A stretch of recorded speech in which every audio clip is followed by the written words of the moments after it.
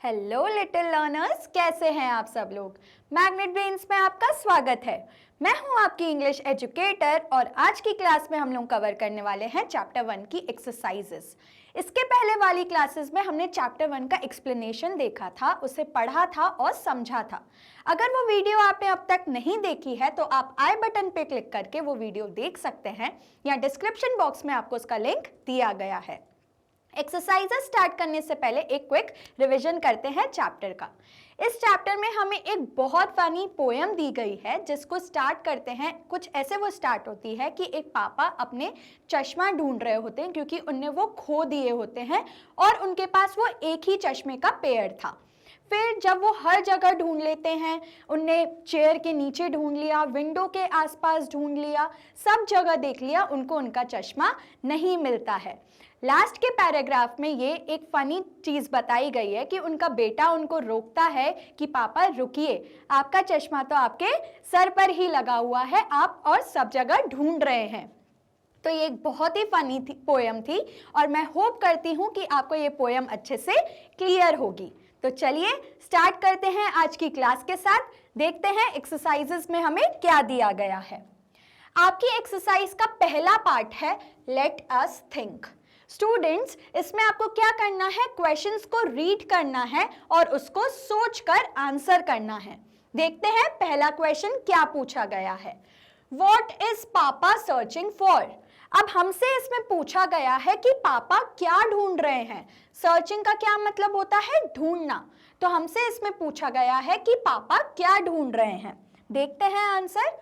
पापा is searching for his spectacles. पापा क्या ढूंढ रहे हैं, पापा अपने चश्मा ढूंढ रहे हैं। पापा क्या ढूंढ रहे हैं, चश्मा ढूंढ रहे हैं। स्पेक्टिकल्स का क्या मतलब होता है स्टूडेंट्स, चश्मा। आगे देखते हैं नेक्स्ट क्वेश्चन क्या पूछा गया है। What are the possible places where Papa can find it? अब हमसे इस क्वेश्चन में स्टूडेंट पूछा गया है कि कौन कौन सी ऐसी जगह हैं जहां पर पापा को अपना चश्मा मिल सकता है। तो देखते हैं इसका answer. Papa can find his spectacles in his pockets, under his chair, near the window और in other places he looks. मतलब कि पापा अपने स्पेक्टिकल्स मतलब चश्मा कहाँ कहाँ देख सकते हैं, अपने पॉकेट्स में उनको मिल सकता है मतलब जेब में, या चेयर के नीचे, या विंडो के आसपास, या बाकी सारी ऐसी जगह पर जहां पर वो ढूंढ रहे हैं। देखते हैं आगे हमसे क्या पूछा गया है। At last, where does Papa find his lost item? अब हमसे पूछा गया है कि लास्ट में पापा को उनका जो गुम गया था चश्मा वो कहां पर मिला। तो देखते हैं। पापा finds his spectacles on his head. पापा ने कुछ उनके चश्मे कहां पर मिले, उनके सर पर लगे हुए थे, वहां पे उनको चश्मा मिल गया। आगे देखते हैं। अब नेक्स्ट है थिंक एंड डिस्कस। अब स्टूडेंट्स, इसमें आपको क्या करना है, क्वेश्चंस को रीड करना है, आंसर करना है और आपस में डिस्कस करके आंसर बताना है। देखते हैं पहला क्वेश्चन क्या पूछा गया है। Apart from reading, guess some other course that Papa cannot do without the spectacles. अब हमसे पूछा गया है कि अपार्ट फ्रॉम रीडिंग मतलब कि पढ़ने के अलावा ऐसे और कौन कौन से काम हैं। कोर्स का क्या मतलब होता है स्टूडेंट, काम।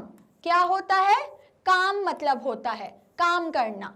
तो हमसे इस क्वेश्चन में पूछा गया है कि रीडिंग के अलावा ऐसे और कौन कौन से काम हैं जो पापा अपने चश्मे के बिना नहीं कर सकते हैं। तो देखते हैं इसका answer. Papa can not watch TV. पापा टीवी नहीं देख सकते। चॉप वेजिटेबल्स, सब्जियां नहीं काट सकते। चॉप का मतलब क्या होता है, काटना। क्या मतलब होता है स्टूडेंट्स, काटना। तो वो टीवी नहीं देख सकते, वेजिटेबल्स नहीं काट सकते और read messages on his phone without his spectacles, या और वो मैसेजेस जो उनके फोन में आ रहे हैं वो भी नहीं पढ़ पाएंगे अगर उनके पास उनका चश्मा नहीं होगा। तो देखते हैं आगे हमसे क्या पूछा गया है। What makes your papa happy? अब इस क्वेश्चन में हमसे पूछा गया है कि आपके पापा को कौन कौन सी चीजें खुश करती हैं। तो आंसर देखते हैं। Spending quality time with his family makes पापा हैप्पी, कि जब मेरे पापा अपनी फैमिली के साथ टाइम बिताते हैं, उनसे बातचीत करते हैं, उनके साथ बैठते हैं, तो वो मेरे पापा को सबसे ज़्यादा खुशी देती है। आगे देखते हैं, make a list of things as instructed below. अब हमें क्या करना है students, things generally misplaced at your home, जो चीज़ें आपके घर में खो जाती हैं अक्सर, उसको आपको बॉक्स के लेफ्ट हैंड साइड में फिल करना है। Who helps in finding these misplaced things?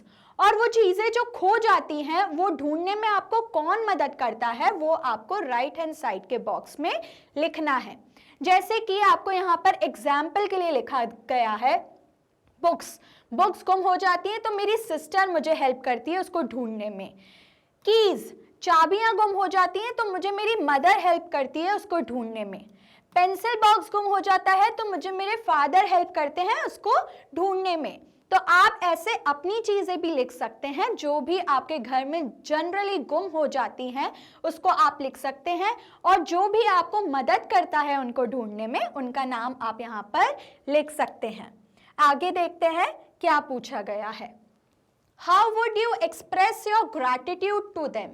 अब हमसे पूछा गया है कि जैसे कि अगर आपकी कोई चीज़ गुम हो जाती है तो अगर जो लोग आपको उसको ढूंढने में मदद करते हैं तो आप उनको अपना ग्रैटिट्यूड कैसे शो करेंगे, आप उनको थैंक यू कैसे बोलेंगे। तो आंसर देखते हैं, I will show my gratitude by saying thank you and giving a warm hug. मैं कैसे अपना ग्रैटिट्यूड शो करूंगी, पहले तो मैं उन्हें थैंक यू बोलूंगी और मैं उनको एक प्यार भरी हग करूंगी और मैं उनसे अपना ग्रैटिट्यूड शो करूंगी। आप इस आंसर में अपना पॉइंट ऑफ व्यू भी लिख सकते हैं कि आप कैसे अपने किसी भी इंसान को जो आपकी मदद करता है उसको आप कैसे थैंक यू बोलोगे। देखते हैं, नेक्स्ट है हमारा पार्ट एक्सरसाइज का, लेट अस लर्न। अब स्टूडेंट्स इस वाले पार्ट में हम लोगों को नई नई चीजें सीखने को मिलेगी। पहले देखते हैं कि पहला क्वेश्चन हमें क्या बोला गया है। Look at the words in each group. अब आपको कुछ ग्रुप्स दिए हुए हैं, कुछ वर्ड्स के ग्रुप दिए हुए हैं। Arrange them in ascending order. Right the smallest और lightest object first and the biggest और हैवीएस्ट एट लास्ट। अब जो आपको ग्रुप्स दिए हुए हैं वर्ड्स के, उसको आपको असेंडिंग ऑर्डर में अरेंज करना है। असेंडिंग ऑर्डर का क्या मतलब होता है, छोटे से बड़ा, छोटे से बड़े के क्रमांक में हमको उसको अरेंज करना है। राइट द स्मॉलेस्ट मतलब कि जो सबसे छोटी या सबसे हल्की चीज है वो हमको सबसे पहले लिखनी है, और जो सबसे बिगेस्ट, जो सबसे बड़ी है या जो सबसे भारी है, उसे हमें लास्ट में लिखना है। तो चलिए देखते हैं पहला ग्रुप हमें क्या दिया गया है। Towel, sari, handkerchief, bedsheet. अब हमें इसे छोटे से बड़े में अरेंज करना है। तो देखते हैं इसका क्या आंसर हो जाएगा। पहले आ जाएगा हैंकरचीफ, फिर बेडशीट, फिर टॉवेल, फिर साड़ी। देखते हैं नेक्स्ट ग्रुप हमसे क्या पूछा गया है। Apple, strawberry, cherry, watermelon. अब देखते हैं इसका क्या होगा। सबसे पहले आ जाएगा हमारा चेरी, सबसे छोटी होती है, फिर स्ट्रॉबेरी, फिर एप्पल और फिर वाटरमेलन। चेरी सबसे छोटी चीज है और वाटरमेलन सबसे बड़ी चीज है इस पर्टिकुलर ग्रुप में। देखते हैं आगे हमें क्या दिया गया है। 29, 14, 91, 47। ये तो बहुत ही इजी है, ये तो नंबर्स दिए गए हैं। देखते हैं पहले सबसे छोटा नंबर कौन सा है। सबसे छोटा नंबर है 14, फिर आ जाता है 21, फिर आ जाता है हमारा 47 और लास्ट में आ जाएगा 91। देखते हैं आगे हमसे क्या बोला गया है। हेन, क्रो, स्पैरो, ईगल। अब सबसे छोटा बर्ड कौन सा होता है स्टूडेंट्स, सबसे छोटा होता है स्पैरो, फिर आएगा क्रो, फिर हेन और लास्ट में ईगल। आगे देखते हैं क्या पूछा गया है। Ox, rabbit, elephant, squirrel. सबसे छोटा एनिमल कौन सा होता है स्टूडेंट्स, स्क्विरल, फिर रैबिट, फिर ऑक्स, फिर एलिफेंट। यहाँ पर सबसे छोटा एनिमल है हमारा स्क्विरल और लास्ट में सबसे बड़ा कौन सा है, एलिफेंट। तो देखते हैं आगे हमसे क्या पूछा गया है। Right 2 examples more following the same pattern. अब आपको ये सेम पैटर्न ही फॉलो करना है, छोटे से बड़ा असेंडिंग ऑर्डर में हमको अपने खुद के एग्जाम्पल्स लिखने हैं। तो देखते हैं हमने क्या लिखा है। Rat, cat, dog, cow.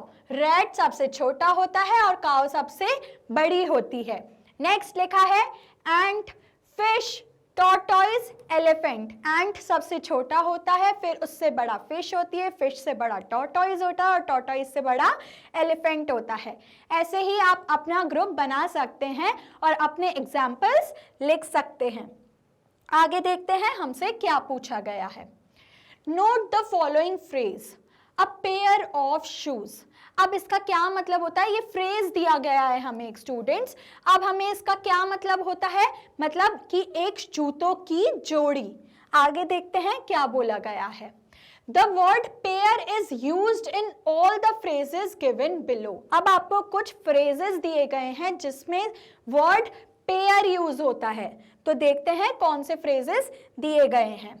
A pair of scissors, next है a pair of pants, next है a pair of glasses। मतलब कि ये जो आपको फ्रेजेस दिए गए हैं इसमें हमेशा क्या यूज होता है, a pair of। ठीक है स्टूडेंट्स, तो देखते हैं a pair of socks, next है a pair of gloves, a pair of earrings, a pair of rackets। ठीक है स्टूडेंट्स, आई होप आपको ये अच्छे से क्लियर है। मतलब कि ये जो भी आपको पर्टिकुलर 7 फ्रेजेस दिए गए थे इसमें हमेशा क्या यूज होता है, a pair of. Okay, I hope आपको ये अच्छे से क्लियर है। आगे देखते हैं हमें क्या पूछा गया है। Encircle the word that is spelled correctly, one has been done for you. अब आपको क्या करना है स्टूडेंट्स, आपको कुछ वर्ड्स दिए गए हैं और वर्ड के अलग अलग स्पेलिंग्स दी गई हैं और हमें करेक्ट स्पेलिंग को सर्कल करना है। तो अब देखिए पहला जो हमें ग्रुप दिया गया है वो दिया गया है वाटर। वाटर में इधर जो स्पेलिंग है WATTER, क्या वाटर की स्पेलिंग ये होती है? नहीं, WATER वाटर की स्पेलिंग ये होती है, तो आपको इस पे सर्कल करना है, ये भी रॉन्ग स्पेलिंग है। अब सेम देखना है हमें वेजिटेबल्स के साथ। वेजिटेबल्स की करेक्ट स्पेलिंग क्या होती है? VEGETABLES। और ये दोनों जो स्पेलिंग्स हमें दी गई हैं ये दोनों गलत दी गई हैं। नेक्स्ट है हमारा वर्ड बलून। बलून की क्या करेक्ट स्पेलिंग होती है? BALLLOON। और जो बाकी दो हमें स्पेलिंग्स दी गई हैं स्टूडेंट्स वो गलत हैं। नेक्स्ट वर्ड है हमारा हाउस। हाउस की करेक्ट स्पेलिंग क्या होती है? HOUSE। और ये जो हमें स्पेलिंग्स दी गई हैं ये दोनों गलत हैं। नेक्स्ट वर्ड है हमारा स्टूडेंट्स एलिफेंट। एलिफेंट की स्पेलिंग करेक्ट क्या होती है? ELEPHANT। और ये जो बाकी दो हमें दी गई हैं वो गलत हैं। आगे देखते हैं स्पेक्टिकल्स। स्पेक्टिकल्स का क्या मतलब होता है स्टूडेंट्स? चश्मा। इसकी करेक्ट स्पेलिंग क्या है? SPECTACLES। और जो बाकी हमें स्पेलिंग्स दी गई हैं स्टूडेंट्स वो रॉन्ग है, वो गलत है। नेक्स्ट वर्ड है हमारा कारपेंटर। कारपेंटर की करेक्ट स्पेलिंग क्या होती है? CARPENTER। तो ये हमारी करेक्ट स्पेलिंग है और जो बाकी दोनों दी गई हैं वो हमारी रॉन्ग है। नेक्स्ट वर्ड है हमारा फ्रूट। फ्रूट की करेक्ट स्पेलिंग क्या होती है? FRUIT। तो अब हमारी जो बाकी दो स्पेलिंग्स दी गई हैं वो रॉन्ग है। नेक्स्ट वर्ड है हमारा रिसीव। रिसीव की करेक्ट स्पेलिंग क्या होती है? RECEIVE। तो जो बाकी दो स्पेलिंग्स हैं वो रॉन्ग है। स्टूडेंट्स आपको इन पे बहुत अच्छे से ध्यान देना है, ये दोनों बहुत देखिए कंफ्यूजिंग है। क्या मतलब है इसमें? देखिए सिर्फ ई और आई का फर्क है, तो आप कंफ्यूज नहीं होइएगा और इसको अच्छे से याद कर लीजिएगा। अब नेक्स्ट वर्ड है हमारा प्रिंसिपल। प्रिंसिपल की करेक्ट स्पेलिंग क्या होती है? PRINCIPAL। आपको बहुत अच्छे से इन सारी चीजों को, इन सारे वर्ड्स की स्पेलिंग्स को याद रखना है। आई होप आपको ये अच्छे से क्लियर है। देखते हैं आगे हमसे क्या पूछा गया है। नेक्स्ट है हमारा question, complete the story using the correct prepositions. अब हमें एक स्टोरी दी गई है, उसको हमें एक हेल्प बॉक्स दिया गया है, उसमें से देखकर हमें करेक्ट प्रेपोजिशंस इसमें फिट इन करने हैं। देखते हैं क्या दिया गया है स्टोरी में। My father has a habit of keeping his spectacles dash random places। मेरे पापा की आदत है, हैबिट मतलब आदत है, अपना चश्मा, स्पेक्टिकल्स मतलब अपना चश्मा कहीं पर भी रखने की, तो डैश में क्या आएगा, इन। My father has a habit of keeping his spectacles in random places। Last week he could not find his spectacles and looked। पिछले हफ्ते वो अपना चश्मा नहीं ढूंढ पा रहे थे, एंड लुक्ड उनने कहा, डैश मतलब कि लुक्ड अराउंड, उनने पूरे घर में, आसपास पूरे घर में देखा। We checked the big box, हमने बड़े बॉक्स में देखा, that reach dash our waist, जो हमारे वेस्ट तक पहुंच पा रहा था। तो we checked the big box that reached up to our waist, वो हमारे वेस्ट तक पहुंच पा रहा था। वेस्ट मतलब कमर। क्या मतलब होता है स्टूडेंट्स वेस्ट का, कमर। तो जो उनका बड़ा बॉक्स था वो उनके कमर तक पहुंच पा रहा था। आगे देखते हैं क्या बोला गया है। My father looked for the spectacles dash the newspaper। मेरे पापा ने जो स्पेक्टिकल्स है वो कहाँ पर देखा, न्यूज़पेपर के अंदर देखा, कि न्यूज़पेपर में तो छुप के नहीं रह गया। Newspaper kept dash the table, और न्यूज़पेपर कहाँ रखा था, on the table. He continued searching for 2 hours, वो 2 घंटे तक ढूंढते ही रह गए। बिफोर फाइनली गिविंग अप, मतलब कि उनने 2 घंटे तक अपना चश्मा ढूंढा, इससे पहले कि वो हार मानकर बैठ गए। He sat down on the bed, वो बेड पर बैठे।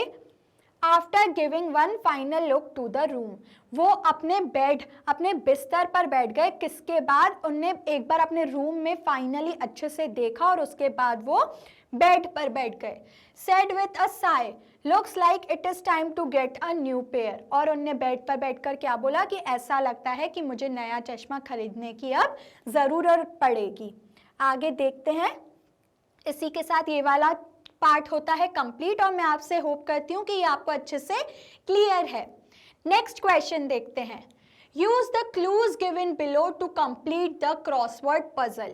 अब हमें कुछ क्लूज दिए गए हैं, उसको हेल्प से हमें ये पजल को सॉल्व करना है। तो देखते हैं पहला क्लू क्या दिया गया है। I said no but he said, तो इधर क्या आएगा देखते हैं। तो फर्स्ट का आंसर क्या हो जाएगा, उसने बोला नहीं और मैंने बोला हाँ, तो क्या हो जाएगा answer, YES, yes. Next clue देखते हैं।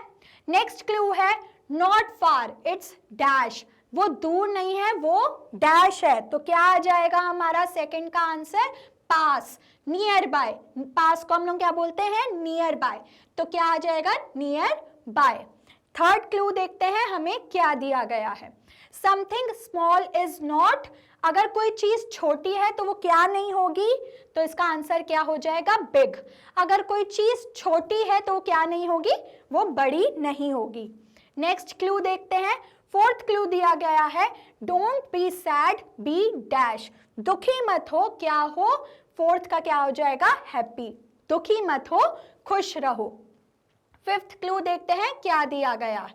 फिफ्थ क्लू दिया गया है you are slow she is dash, तुम धीरे हो, धीरे काम करती हो, और वो क्या करती है, तेज काम करती है, तो आंसर क्या हो जाएगा, fast, FAST। Next sixth clue देखते हैं। Not hot she likes dash coffee, उसको गरम नहीं डैश कॉफी पसंद है, तो उसे कौन सी कॉफी पसंद है, कोल्ड कॉफी पसंद है। नेक्स्ट क्लू देखते हैं seventh. Not bought but dash, उसको लाया नहीं गया पर क्या हो गया, सोल्ड किया गया, उसको बेचा गया। नेक्स्ट देखते हैं एट्थ क्लू हमें क्या दिया गया है। नॉट इनसाइड, प्ले डैश, अंदर नहीं खेलो बाहर खेलो, तो बाहर क्या हो जाएगा, प्ले आउटसाइड, आंसर क्या हो जाएगा, आउटसाइड। 9th क्लू हम देखते हैं, लास्ट क्लू क्या दिया गया है, व्हेन इट्स नॉट ब्राइट, जब रोशनी नहीं होती तब क्या होता है, अंधेरा होता है, तो क्या हो जाएगा आंसर, डार्क। आई होप आपको ये एक्सरसाइज अच्छे से क्लियर है। आगे देखते हैं क्या बोला गया है। नेक्स्ट पार्ट है आपकी एक्सरसाइज का, लेट अस स्पीक। इस वाली एक्सरसाइज में हम नई नई चीजें बोलना सीखेंगे। Papa is commonly used word in English to address one's father. अब इसमें बोला गया है कि जनरली अगर हमें किसी के फादर को बुलाना रहता है तो जनरली हम लोग इंग्लिश में क्या बोलते हैं, पापा। Say aloud the word you use for father in your language। अब आपको अपने पापा को आप लोग अपनी लैंग्वेज में क्या बोलते हैं वो आपको जोर से बोलना है। Make a list of such words in your notebook। अब आपको ऐसे जिस लैंग्वेज में पापा को क्या बोला जाता है उसकी आपको लिस्ट बनानी है। Share them with the class, और उसको अपनी क्लास के साथ शेयर करना है। जैसे कि एग्जाम्पल में दिया गया है कि मेरी लैंग्वेज में मैं मेरे पापा को पापा बोलती हूँ, जैसे कि कुछ लोग बोलते हैं अब्बा। ऐसे ही आपको लिस्ट बनानी है कि कौन सी लैंग्वेज में पापा को क्या बोला जाता है। आगे देखते हैं क्या दिया गया है। नेक्स्ट पार्ट है आपकी एक्सरसाइज का, लेट अस लिसन। इस एक्स पार्ट में हमें क्या करना है, सुनना है और चीजों को सीखना है। देखते हैं क्वेश्चन क्या दिया गया है। Your teacher will read aloud a few word pairs. आपको कुछ वर्ड्स के पेयर्स दिए गए हैं जो आपकी टीचर आपको जोर से बोलकर बताएंगे। Listen carefully and encircle pairs in which the word sound different. अब आपको ऐसे पेयर्स को सर्कल करना है जिसमें उनका साउंड अलग अलग है। जैसे कि मैं आपको एग्जाम्पल के थ्रू समझाती हूँ। जैसे कि पहला वर्ड हमें पेयर क्या दिया गया है, पेयर एंड पियर। अब इसमें आप देखिए कि दोनों वर्ड्स का साउंड अलग अलग है। हम इसको क्या प्रोनाउंस करते हैं, पेयर, और इसको प्रोनाउंस करते हैं पियर, तो इनका साउंड अलग अलग है। और अगर हम लोग नेक्स्ट पेयर देखें तो क्या दिया गया है, 8 और 8। इनकी स्पेलिंग्स अलग अलग है, मतलब अलग अलग है, लेकिन इनका साउंड सेम है। जैसे कि इस 8 का क्या मतलब होता है, खाना जो हमने खा लिया, और 8 का क्या मतलब होता है, नंबर 8। तो ऐसे जो वर्ड्स होते हैं उसको आपको एनसर्कल, मतलब जिनका साउंड अलग आ रहा है उनको आपको सर्कल करना है। जैसे कि पेयर और पियर को हमने सर्कल कर दिया।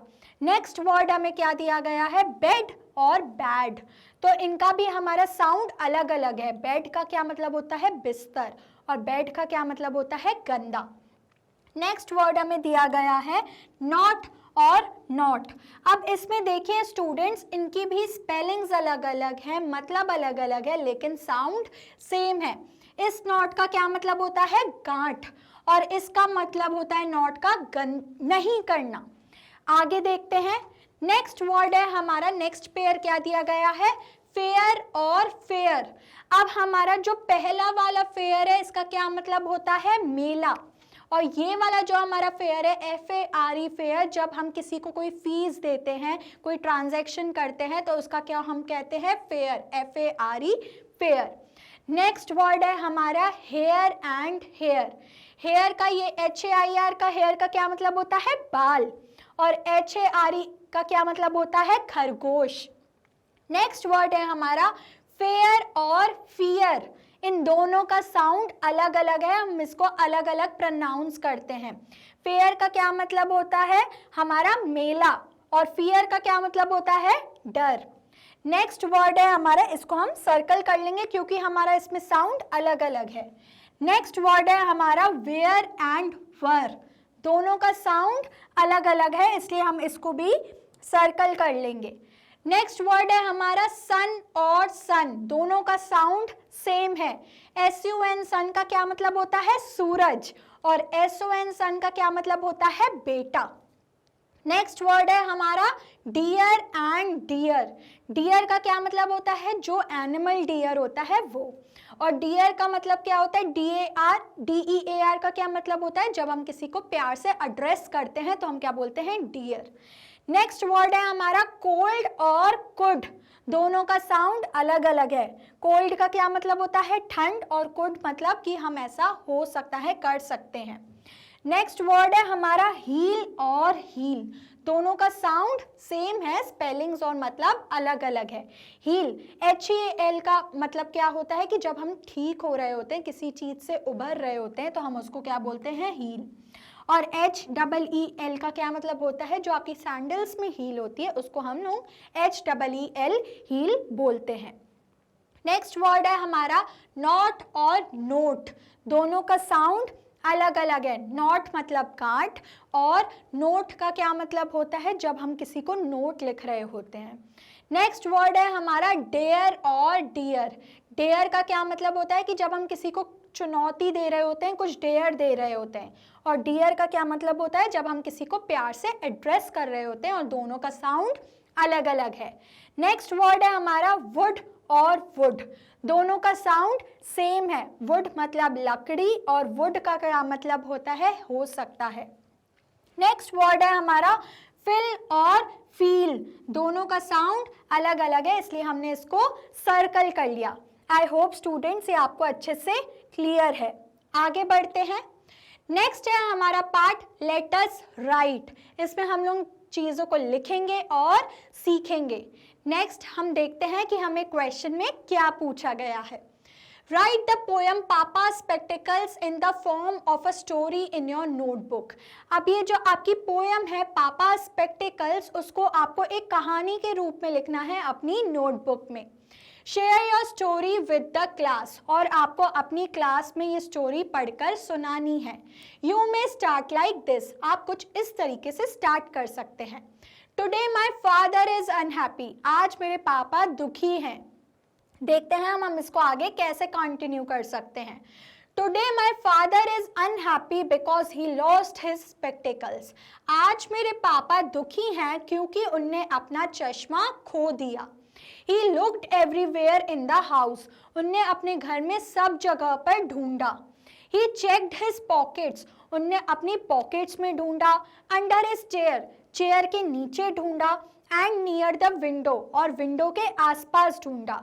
But he couldn't find them, पर उनको वो चश्मा नहीं मिला। He was sad because he couldn't read the newspaper, वो दुखी थे क्योंकि वो न्यूज़पेपर नहीं पढ़ पा रहे थे। Watch TV, टीवी भी नहीं देख पा रहे थे, और कट वेजिटेबल्स या सब्जियां भी नहीं काट पा रहे थे। I told him, मैंने उनको जाकर बोला। Stop पापा, रुकिए पापा। I went close to him and said, मैं उनके पास गया और मैंने उनको बोला, papa your spectacles are right there on your head. Papa आपके जो चश्मा है, आपके जो स्पेक्टिकल्स हैं वो यहीं पर हैं, आपके सर पर लगे हुए हैं। He was happy and thanked me, वो खुश हो गए और उनने मुझे थैंक यू बोला। आपको भी अपनी जो ये स्टोरी है पापा स्पेक्टिकल्स, उसको कहानी के रूप में लिखना है। आगे देखते हैं। नेक्स्ट पार्ट है आपकी एक्सरसाइज का लेट अस डू, इसमें हम लोग कुछ एक्टिविटीज करेंगे। फन विथ मैच स्टिक्स, अब हमें कुछ मैच स्टिक्स मतलब जो माचिस की तीलियां होती है उनसे हम कुछ एक्टिविटी करेंगे। अब आपको एक ये ऐसे स्क्वायर दिया हुआ है और बोला गया है move 3 matchsticks to make 3 squares. अब आपको क्या करना है कि 3 माचिस की तीलियों को हिलाना है ताकि 3 बॉक्सेस बन जाए, और आपको ये एक्टिविटी करके देखनी है। आप अपने पहले घर पे क्या करिएगा स्टूडेंट्स, ऐसा अपने मैच स्टिक से बॉक्स बनाइएगा जैसे यहाँ पर दिया गया है, और फिर ट्राई कीजिएगा कि 3 मैचेस की तीलियों को निकाल कर हिलाकर आप 3 बॉक्सेस 3 स्क्वायर्स बना सकें। आगे देखते हैं क्या दिया गया है।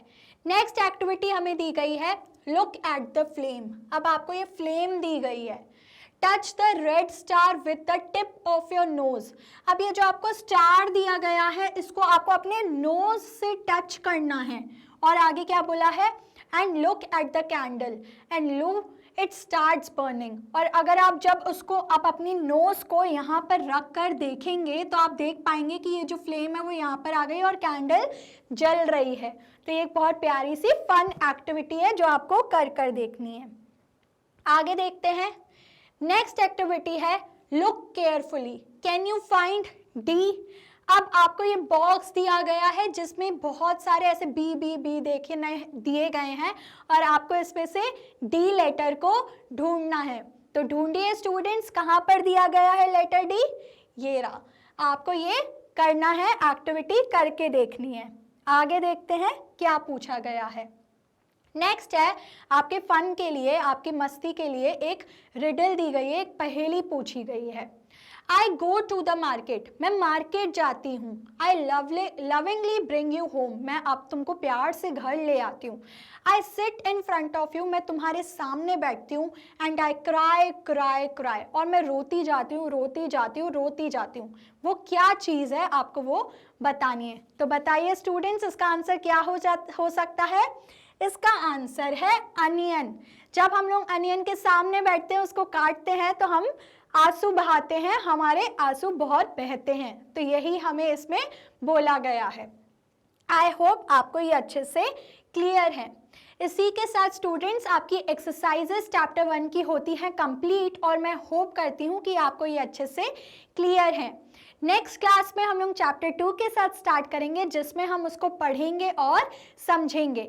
ऐसी और इंटरेस्टिंग वीडियोस देखने के लिए स्टूडेंट्स आप मैग्नेट ब्रेन्स के यूट्यूब चैनल, मोबाइल एप्लीकेशन और वेबसाइट को विजिट कर सकते हैं। ई नोट्स और ई बुक्स का लिंक आपको डिस्क्रिप्शन बॉक्स में दिया गया है। Magnet brains high quality education provide करती है free of cost. Magnet brains के कुछ टॉप कोर्सेज हैं जो आपको हिंदी और इंग्लिश दोनों मीडियम में अवेलेबल हैं। आप हमें बाकी प्लेटफॉर्म्स पर भी फॉलो कर सकते हैं। लाइक, शेयर और सब्सक्राइब करना ना भूलें। मिलते हैं अगली क्लास में। Until then, take care and keep learning.